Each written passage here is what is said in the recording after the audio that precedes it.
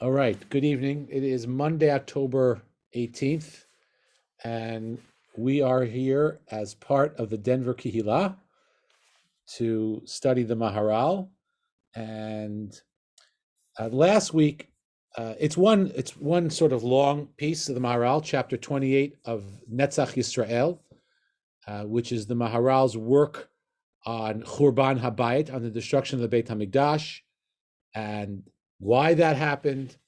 And these chapters 24 and 25 are about achdut, about unity, and the power of unity. And last week we talked about the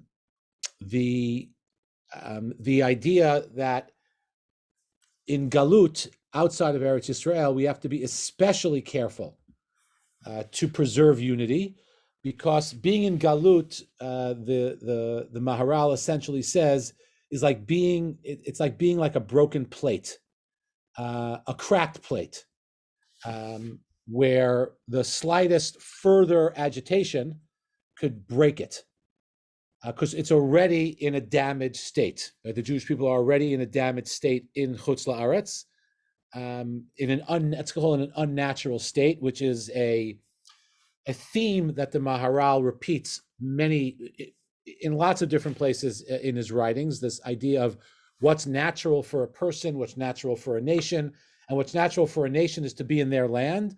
And when the nation is not in their land, they are injured, they are weakened, and any further, like I said, agitation could lead to further injury. So, since we are in this weakened state, and we are separated from the place we should be, we are not whole, we're not complete, and even the slightest bit of disunity could make things much worse. That's sort of what we touched on last week, and now we'll look at a few paragraphs that focus on the importance of unity.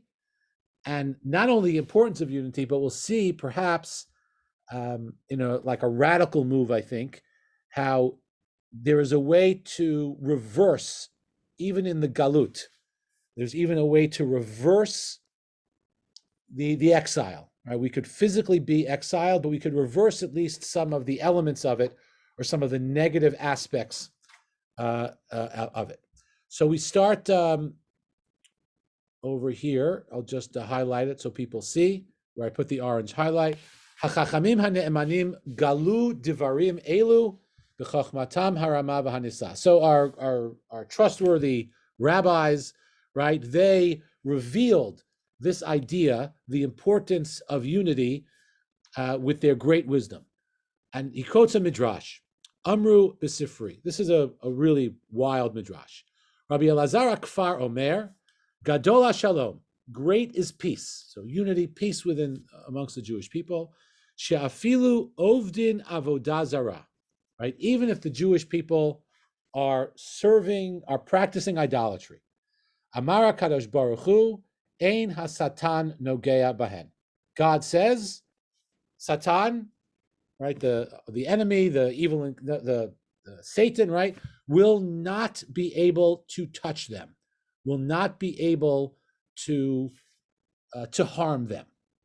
Okay, so it sounds like as even if the Jews are idolatrous, as long as we're doing it together, right, as long as we're united in our idolatry, God protects us from the Satan. Okay, and he quotes a pasuk to make that point. I think I brought the pasuk a little further down here. Yeah.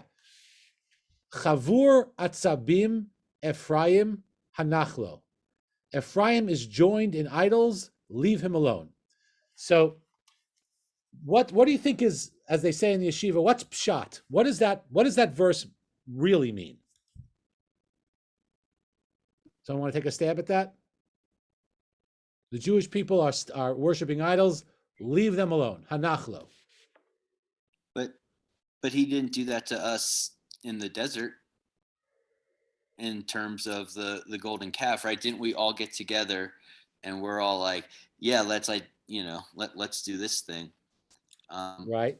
That didn't turn out well for us, but there was That's a unity, good so question. everybody was together, right? Right. So where does this come? So let's come back to that, because first I want to understand what the pasuk means outside the context of the Maharal. If you were just reading this pasuk on your own, studying Hosea, what would you think this means?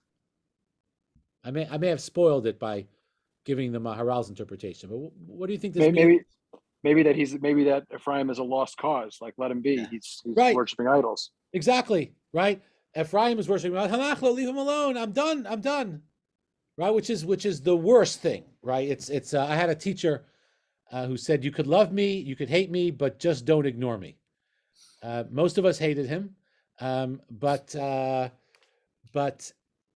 this is the worst, right? This is actually the way some people interpret the curse of the Nachash in Gan Eden, where God says to the snake that you're now the afar haaretz, right? The dust of the land of the ground is going to be your food. Right? What kind of curse is that?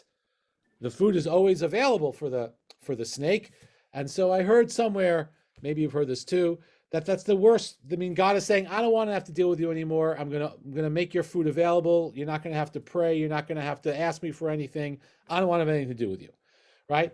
So this is a terrible thing, right? Ephraim chavur atzavim Ephraim hanachlo. If they are so engaged in idolatry, there's such a lost cause. Who said that? Was that Brian? Yes. Yeah. So there's such a lost cause. Leave them alone. Comes along the Maharal, and he actually says it means the opposite. Right? It's actually the opposite. Chavur Ephraim atzavim hanachlo. They are joined. They are united in idolatry. Hanachlo. Leave them alone, meaning you, Satan, leave them alone. I'm gonna protect them. Okay, so that's the midrash, and the Maharal is quoting this midrash, and then he says, "Aval mishenechleku ma ne'emar chalak libam ata ye'eshamu hu ya'arov mizbechotam yishaded matsevotam." That is in Perek Yud pasuk Bet. I will translate that. It says as follows. Now that the heart is chalak, is broken up, there's guilt. He himself pulls apart his altars, smashes his pillars. Right. So when they are not united, then God doesn't protect us, and we get destroyed. Ha lecha gadol shalom v'sanui hamachloket ad kan b'sifri. So this is, I mean, what do you make of this? Right? How are we supposed to understand this? Would God rather us be united in idolatry than, worship God but have our occasional intercommunal strife, which we know nothing about? Right? Is that really what God wants? I mean, what do you make of this midrash?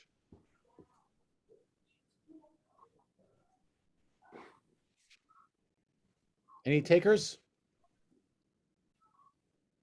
I still don't like it. I still think it goes my take on it is that if we're all together, ideally, if we're all together, we're going to do the right thing, right? If we're all together, we're not going to worship the golden calf. And so what I think this is saying is that if we're all together, not this, but my idea of the unity is, if we're all unified, then we're gonna do the right thing, and idolatry isn't gonna be an aspect of it. But I don't understand. Okay, interesting. So even if we're at some point engaged in idolatry, if we're together, then we're gonna figure it out. Right. Okay. We'll get through it. Okay. Excellent. Okay. So let's read the Maharal has an interpretation. Is that single malt, Brian, or apple juice? It's single malt. I do what I study sometimes. Nothing wrong with that, right? Great. Okay. Next time you have to bring for everybody, though. You got it. Send it in the mail. Well, we'll pre-register. Okay, so I have a single malt flavored seltzer. Very Jewish of me. Okay, here we go. So the Maharal says as follows. Halacha gadola shalo. Oh, okay. V'ata ben adam, pikach einecha v'hevein hadivarim ha'elu ma'od. Says, open your eyes and understand what's going on here. Al lashon hazeh asher amru ein hasatan nogea behem. He says the key is in this phrase that the Satan cannot touch them, cannot affect them. Ki hasatan asher yesh lo koach al ha'edar ve'ha'hefsed en nogea behem. The Maharal earlier in the chapter had set up this notion that the Satan is tricky. And I alluded to this earlier. Satan cannot hurt something that is complete. The Satan only has power over a situation where there's absence or some pre-existing weakness. Right? The Satan cannot create weakness. This is really actually quite interesting. Right? The Satan cannot create weakness. He can only take advantage out of some existing weakness. And sometimes you hear this in I guess this is true in I guess Shira or other doctors online could confirm this, right? I guess if you have an infection, right, the healthier the organism, right, the less chance there is of the infection having a negative effect. But if there's already a weakness, right? Does that make sense, Shira?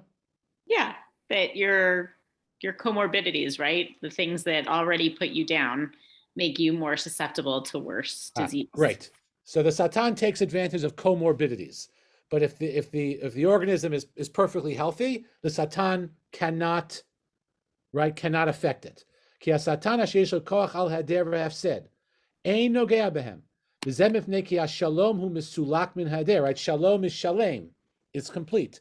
So it's the absence of anything missing. It's the absence of absence. Mitzad shleimut asher bo.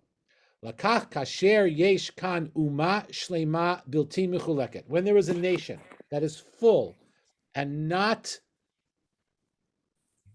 and unified, eina satan nogea behem v'sholet aleihem l'sibat hashleimut asher behem. The Satan simply cannot affect them. So that we have to understand what's going on here. It doesn't mean, and this goes to Ben, to your answer, it doesn't mean that God won't punish the people, but Satan has no power. Right? Satan has no power. Now, what's the difference? Maybe Satan is the further ability to continue breaking down the community, but it doesn't mean that God is not going to do what God feels needs to be done. But the Satan, who only has power over an already weakened state, cannot make it any worse. Einas nogea behem v'sholet aleihem l'sibat hashleimut asher behem aval kasher chalak libam, like the pasuk said, when their hearts are not unified, v'nechshavu chelek bilvad, and therefore they're only considered part. The kol chelek hu chaser, any part is by definition missing. Ata ye'eshamu al yedei hasatan. That's what the pasuk says. There will be guilt, and that will be brought on by the Satan. So the notion of unity, of shleimut, right, has the ability to protect against any, let's say, I think maybe the Satan we could view as an outside force, right? God is the internal force that could potentially help us or punish. The Satan is the external force, and we're safe against that external force when there is shalom. Any type of challenge, any type of difficulty, sort of roadblock or hurdle can be overcome when there's unity. But when there isn't, then that little problem becomes a mountain. Something which we really should have been able to overcome becomes a mountain because we're not unified. We're only a small piece. So that is the power of shalom, and that is also the great deficiency of lack of shalom. So then, as I mentioned earlier, the Maharal takes it one step further and wants to say that not only can we protect against further breakage, again, which already exists because we are in the galut, right? That's our starting point. We're already fragile because we're in the galut. So we could avoid any further cracks with unity. Now the Maharal says this, v'yoter mizeh, more than this. Ki kasher yitbonen ha'adam, ki ein inyan zeh rak lehosif etzem hagalut. The unity is only going to allow us to continue the galut, right? It's only going to allow us to continue to survive in the galut. But ki kasher teda ki etzem hagalut hu hapizur shenitpazru v'nitchalku Yisrael, v'hinei ka'asher heim mechulakim gam kein ba'atzmam, hine od mosifim chiluk upizur yoter al mashnatan Hashem v'rachotam. The longer we stay in the galut, and the longer we don't repair it, the greater the injury becomes, the greater, the bigger that fissure becomes. V'hafech ze kasher heim am echad. However, we can turn that around when we are one nation. Hine nechshav davar ze yitziah min hapizur v'hagalut. We could even do something which will take us out of the galut. Okay? Now he's going to explain how. Gam divarim elu gilu chachamim b'divreihem hanechmadim. Our rabbis revealed this to us with their precious words. Ubiarnu otam lemala. He's already explained it elsewhere. One of the Maharal wrote commentary on many of the agadot of the Gemara, and that's what he's talking about here. And this is the statement: Kol ha'osek b'Torah u'b'gemilut chasadim u'mitpalel im hatzibur ma'ale alav hakatuv ki'ilu padani li v'livni mibein ha'umot. A couple of really interesting things here. Anyone who is engaged in Torah, acts of chesed, and davens with a community, it's as if I redeemed myself and my children from amongst the nations. Okay? So I want to stop there and see if anyone has any first reflections on that statement or anything stick out. I mean, it's very similar to Al Shlosha Devrim Ha'olam Hamed, right? Torah, right? Avodah, which I guess is here Tefillah B'Tzibur and Gemilut Chasadim. Is this a quote from the Gemara, or is this his commentary on the Gemara? This is a quote from the Gemara in Masechet Brachot. Yeah, right. So it is if which is the most common translation of Avodah is Tefillah, then David. That's right. They parallel the Mishnah in Pirkei Avot al Shlosha Divarim Ha'olam Omed al Torah al Ha'avodah ve'al Gemilut Chasadim. I once heard a Israeli kibbutznik say Avodah means Avodah. It means, plowing and working the land, which I found that quite compelling. But that's for another time. Okay. Anyone else have any other thoughts on that statement before we see the Maharal? I mean, it's an interesting reward, so to speak, right? It's as if you redeemed yourself. That's strange language, but also that it goes to the next generation. No, it's Li is God. It's God saying, I've redeemed myself Myself. Okay. and my children. So that myself is interesting because that is also reminiscent of other statements in Chazal where God says, I'm with you in the Galut. Right? It's like the Galut not only injures us, it injures God. Mhm. Right? There is this notion, Rav Amital talks about this in terms of the Shoah, and I don't want to compare Galut to the Shoah, but he said the Shoah was the greatest Chilul Hashem in world history because God's people were just open season. And the establishment of the state of Israel is the greatest Kiddush Hashem in history.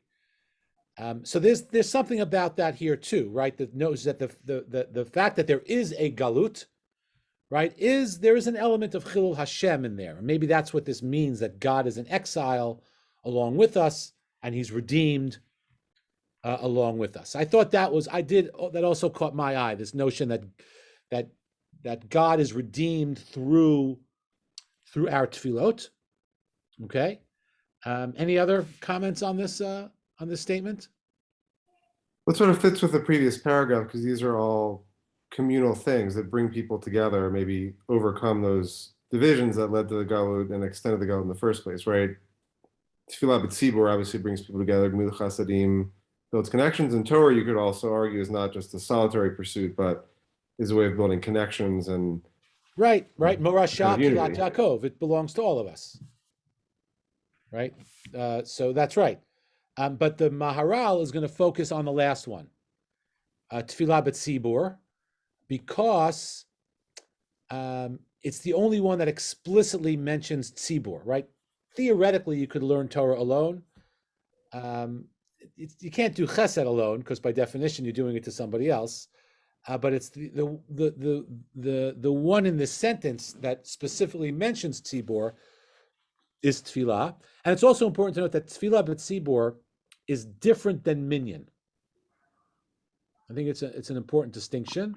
The Kuzari makes this distinction, right? A minyan is a halachic construct. Tzibur is, I guess, also a halachic construct, but it's not a halachic minyan. Tzibur is a community, and the way that the Kuzari talks about tefillah b'tzibur it's a very beautiful idea. It's by definition, because I'm human, when I daven, there's something is going to be lacking. But hopefully, what I'm lacking is made up by somebody else in the community that's davening, and what is lacking from their tefillah is made up from what I got right in my tefillah, and hopefully, everyone together who's davening, we're able to sort of send up one complete tefillah to God. That's the notion. That's the power of tefillah b'tzibur, again, which is not minyan. It's a different idea. So this notion of tzibur, says the Maharal, has the power to, as if God was redeemed and we were redeemed. And so he continues, Uma she'amar mitpalel im hatzibur. And this statement of the Gemara that says someone who davens with the community, Peirashnu lemala ayin sham, and we'll see it in a minute. He says, I explained it elsewhere. Look there, check there. Ve'ein safek ki kasher yesh kan bechina ma shel yitzi'ah min hagalut kemo shehu kasher Yisrael heim mitachtim ve'ena mechulakim ze nechshav shehem yotzim min hagalut. And this makes sense in the construct of the Maharal, because again, the Maharal, by definition, galut for the Maharal is what he calls pizur, is being spread out. We're all over the globe. And so by definition, we are not unified. But when we come to daven together and we create that one gush, right, that one body, right, then we are unified. And that's what the Maharal continues and says. Ze nechshav shem yotzim min hagalut ki begalutam heim pizurim ben haumot v'kasher Yisrael mitachtim Davar ze nechshav she'em yotzim min hagalut. We leave that state of being separated from one another and enter into that state of being united. V'davar zehu gorem sheyelahem yitziyah legamre min hagalut. This word legamre is very interesting, right? The Maharal is taking this very seriously. Right? It sounds, it's a very mystical idea. It sounds like he's saying when one is engaged in tefillah b'tzibur, for that moment, it's as if they are not in galut. It's like a momentary time travel or momentary wrinkle in the time space continuum, right? You're somewhere where you really aren't during that period of tefillah b'tzibur. It has the ability to transport us, to transport all Jews, if you will, metaphysically to the same place. And that's a really interesting thing to think about when next time we find ourselves davening with the group, right? How do we connect to that group? And this goes a lot to what we're trying to figure out, right, amongst our kihila, right? A big part of that is feeling connected to the people one is davening, and to really feeling that we share a bond with the people we're praying with, we're davening with, and has the ability to transport us to another place, at least spiritually, to another place. And the word legamre, completely, right? We leave completely from the galut when we view ourselves, when engaged in tefillah b'tzibur, in that type of activity.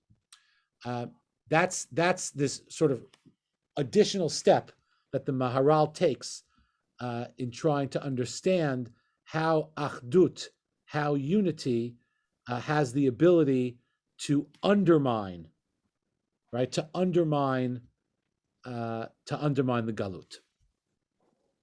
Okay. But what exactly do you think he means by tefillah b'tzibur? If it's not davening with a minyan, then what constitutes the tzibur?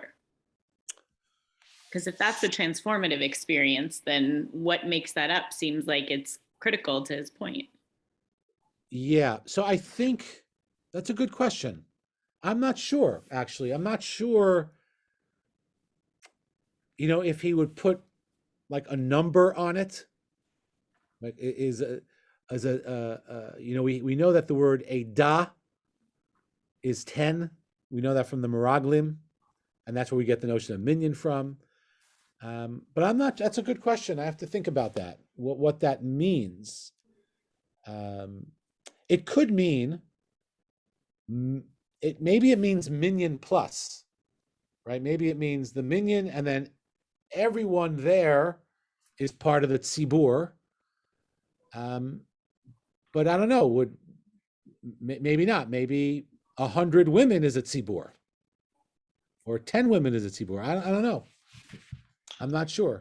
That's what Miriam just said. Well, that's not what I just said. Not just that, but sort of along the same lines. Miriam, why don't you In tell terms us in of your own not words? even just like COVID, even just people gathered that aren't a full minyan, but the community davening together in some way. Yeah, it could be. I don't know, because Tzibur, like I mentioned in the Kuzari, Rabbi Yehuda Halevi, he talks about it in a different way than a minyan. I don't know. Good question, Shira. Not sure. Tzarich Iyun. I need to do a little research on what constitutes. I think for our sake, dues paying members. Can we say that? Is that helpful? It's always helpful. I think it goes back to Yetziat Mitzrayim, right? You had to bring something when you crossed. Right. So the problem is they got to steal it from the Egyptians, so we don't have that luxury. Yeah. So that's a really good question. I'm not sure. I gotta do some more research on that. Okay. Let's look at one more. Any other comments? So we'll do one more passage. Okay. Well, I like the idea of what he said, because it opens up the conversation about the power of a tzibur, of how it can transport us. It could change the way we see ourselves, right? Not only that we don't see ourselves anymore in the galut, which I don't really want to go down that road, because I think we should see ourselves a little bit in the galut, and recognize that there's an ideal, and whatever reason we're not there, that's okay. But there is an ideal that we at least keep in our mind. But generally speaking, the notion that tefillah b'tzibur, that a tzibur is a transformative experience. It's a transformative body of people that could change the outlook of the participants. And that's the general point that I think the Maharal is. I think that's the point that sort of underscores that Gemara, right? That a tzibur is a very, very powerful entity and has the ability to change the way we view ourselves as a group and the way we view ourselves as individuals. Most prominently, makes us feel part of something solid, right? That's the whole point the Maharal is trying to make. There's a crack, but we're able to manage it because we're together, because there's a sense of unity. And that's a very powerful thing, and gives people strength in difficult times, and helps people persevere and feel that they're not alone. There's a lot that is unspoken in that interpretation of the Maharal, which I think is very, very powerful. Okay, Brian. I was just going to say, the way it was sort of framed up, I know this is a Maharal study group and not a C.S. Lewis study group, but if you've ever read like Letters from Screwtape, which is the whole like, how does Satan get into people's heads and stuff, that's a very personal, it's like here's if I'm, it's like these letters from the devil, the devil's angels or whatever to each other, and it's like, get into this person's head, and this is, this sort of frames it very differently as a community situation rather than a personal struggle. Right. I mean, there's no doubt that within, let's say, Musar literature, right, we have that element too, right? That the fight against the Satan is everyone has their own personal battle, but part of the Musar literature as well is to not go at it alone, right? That's one of the key ideas of Yahadut in general, right? Is that we don't need to go it alone, and we shouldn't. It's much easier to win the battle, so to speak, when there are other people that we could rely on, and that rely on us. So, yeah, I think that's an interesting distinction. And I think that's something that I think, in that sense, the Screwtape letters have it right on. If you want that, it's much easier to sort of not feel fulfilled and not feel connected when one feels that they're alone. I think one of the interesting, challenging, and positive aspects of COVID is at the same time the breakdown of communities, because shuls weren't meeting and they were meeting in smaller groups, but the realization that communities can convene in other ways as well. And I think we're on shifting ground still in terms of how that's going to play out. But people have found communities now all over the world that they join. Well, I don't like the Kabbalat Shabbat in my shul. I'm doing it on Zoom anyway. I might as well join the Kabbalat Shabbat in New Zealand. What difference does it make once I'm on Zoom? And so people have found community in a different way. So we'll see how that plays itself out in the long run. Someone's going to write a PhD thesis on that somewhere down the road. More than one person, I'm sure. Okay. All right, let's look at one more passage of the Maharal about Avraham. We're in the Parshiot of Avraham, and the Maharal, in a different section, comes back to this theme in the context of Avraham. Kara Avraham Tzur. Avraham is called the rock. B'shvil shehaya Avraham kemo tzur hazeh asher hu yisod chazak she'alav nivneh hakol. Right, the tzur is the rock. It's also the foundation, and Avraham is the foundation upon which everything else is built, that we were built. L'lakach amar anochi magen lecha shehu kemo magen asher lo yekabel shum davar l'chasko v'tokfo. Right, God says anochi magen. That's in last week's parsha. Last week's parsha. Where God, after the battle of the 4 kings and the 5 kings, God says, Al tira Avraham, don't be afraid, I will protect you. And he needs protection. V'yadua ki adavar shehu hatchala kemo Avram ba'avur shehu hatchala eino mitpa'el. She'ilo ya mitpa'el lo haya hu rishon. It's important that we realize that Avraham is the solid rock and is not acted on by any other force. And the Maharal says, because if you're acted on by another force, you can't be the foundation. The foundation has to be so solid that it can't be acted on by any other force. That's why he's called the tzur. That's why it's called the rock. Davar shehu poel bo yoter rishon va'avraham rishon v'hatchala v'lo amra hayisraelit bilvad rak nikra av hamon goyim Shu hatchala l'kol. He's not only the beginning of the Jewish people, he's the beginning of every nation, the beginning of it all. Lakachu magen asher eno mitkabel hitpalut. That's why he is protected and it does not accept, is not affected by outside powers. Remember, that's how we define the Satan, something from the outside. Ubishvil zeh hanyan nikra hakadosh baruch hu gam kein tzur. That's why God is also called Sur, right? We call God Sur, and we call God Sur in the Tefillah L'Shlom HaMedina, right? The prayer for the state of Israel. Avinu Shabashamayim Tsur Yisrael v'Goalo. The use of that term, by the way, Tsur, my understanding was a debate between some religious ministers in the government and some of those who are not religious, who did not want to use a direct, like, religious term for God. So you have Avinu Shabashamayim, Father in heaven, Tsur Yisrael, the rock of Israel, there's no Elokeinu, Velokei Avotenu, none of that in that tefillah, because it's a national prayer, if you will.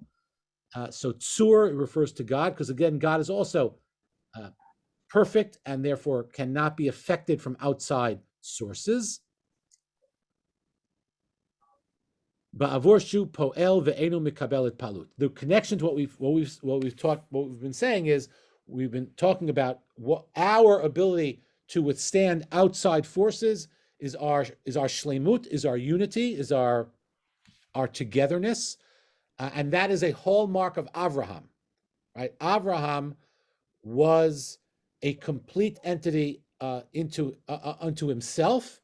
That's why Avram is able to serve as the foundation stone, if you will, of Am Yisrael, and the hope is it's easy to be unified when you're one person, although that's not always the case.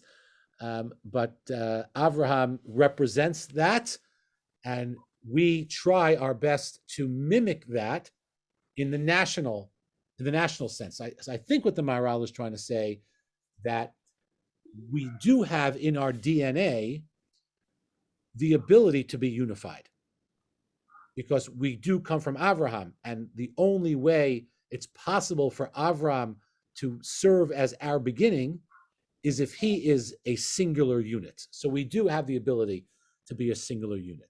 The challenge is going to come in next week's piece, where the Maharal goes into Kuzari mode. If you've studied the Kuzari, The Kuzari is well, there are two actually versions of the. No, I'm sorry. There's only one version of the Kuzari. There are two versions of the Mesilat Yesharim, but the Kuzari is a conversation between the Chacham and the philosopher.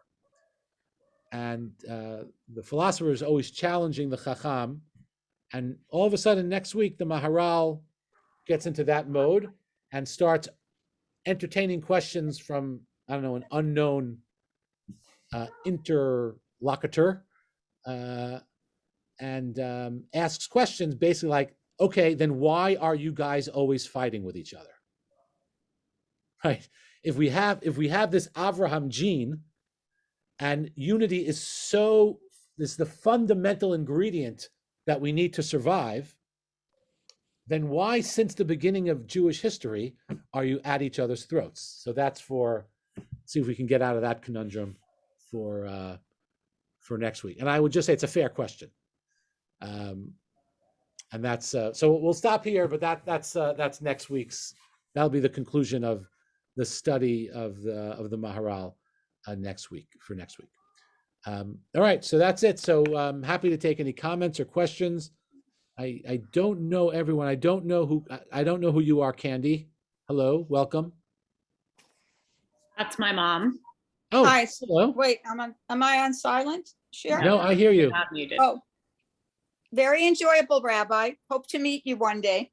Where are you? I'm in Denver. You're in Denver. So we have not met? No. Okay. Well, I'll be there this Shabbos. I don't know if you'll be around, but I'm coming to town this Shabbos. Probably be here. Okay. I hope to see you. She doesn't live here. She's here for an extended stay. Ah, okay. Great. Well, I don't live there either, so that makes two of us. Where do you live when you're not in Denver? I'm in Florida. The land of our people. Yes. Great. Okay. Nice to meet you. Same here. Okay. Thanks for coming on, everyone. Nice to see you all. And I am looking forward to being together with you guys on Shabbat. Hopefully indoors somewhere. Do we have confirmation on anything? Is this still an open secret? No, I think it's hopefully going to be at Temple Emmanuel at Temple. It's just a question of when we can get them to, they take Mondays off like a lot of clergy do. So okay. they didn't work today. So hopefully it'll get figured out tomorrow completely. Great. Is that you, Marla? Yes. Yeah. Hi, how are you? Uh-huh. Okay. How are you? Thanks. I'm sorry for your loss. Thank you. And I'm happy to have you on the class. We Thank you. could dedicate next week's learning to your mother's memory. Oh, thank you. Yeah, I don't know. I might not always be able to attend the class. But... Well, that's okay. We'll do Glad it I got anyway. We'll do it anyway. All right. Thank you. That's okay. It's a good Houston-Denver connection. Yeah. Okay, great. Okay, well, again, thanks for coming on, everyone. Hope to see you on Shabbos at Temple. And I like that. That's fun to say that. And yeah, that's it. Be in touch if there's anything I could do for you. And have a wonderful rest of the week. We are going to be sending out, with Brian's help, a survey on what are good times to study and topics that people may be interested in. So don't forget to vote. Brian, you know what we should do? We should add a box for write-ins. Hi, Dahlia. Yeah, We should add that's a good idea. a spot for write-ins, just because I listed like 5 things, but there's lots of other things. Okay. Will do. That's great. Okay. All right. Bedtime, Dahlia. Bedtime for me too. Good night, everybody. Good night. Right. Thank you. Coming on.